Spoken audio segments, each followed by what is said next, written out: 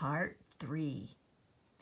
He can straighten your wheel and fix that flat in no time, and then we'll take you along to the place where the show's going to be. So the three of them got into the cab and drove off. Maybe you could play a fanfare while you ride your bike in the show, the director said. I have a bugle for you right here, and later on you'll get a coat and a cap, just like Bob's. On the showgrounds, everybody was busy getting things ready for the show. I must do some work now, said the director. Meanwhile, you may have a look around and get acquainted with all of the animals.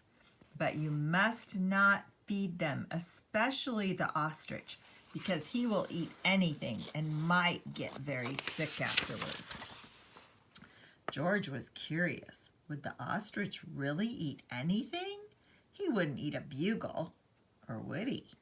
George went a little closer to the cage, and before he knew it, the ostrich had snatched the bugle and tried to swallow it. But a bugle is hard to swallow, even for an ostrich, so it got stuck in his throat. Funny sounds came out of the bugle as the ostrich was struggling with it. All blue in the face, George was frightened.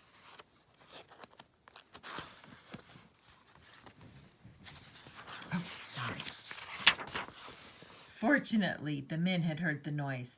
They came rushing to the cage and got the bugle out of the ostrich's throat just in time. The director was very angry with George. We cannot use little monkeys who don't do as they are told. Of course you cannot take part in the show now. We'll have to send you home. George had to sit on a bench all by himself, and nobody even looked at him. He was terribly sorry for what he had done, but now it was too late. He had spoiled everything.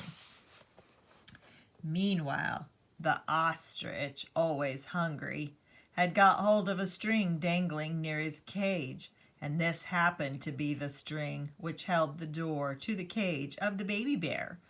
As the ostrich nibbled at it, the door opened, and the baby bear got out.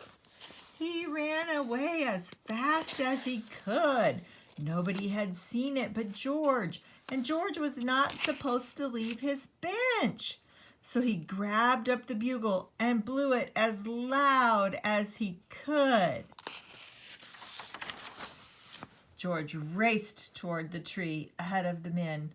By now, the bear had climbed quite high, and this was dangerous because little bears can climb up trees easily. But coming down is much harder. They can fall and get hurt. But George had a plan. With his bag over his shoulder, he went up the tree as only a monkey can. And when he reached the top, he put the baby bear in the bag and carefully let him down so that the men could safely catch him. Everybody cheered when George had come down. You're a brave little monkey, the director said. You saved the baby bear's life. Now you may get your coat and ride your bike and play your bugle in the show. Finally, the show was on, and how surprised they were. Oops, I read that wrong.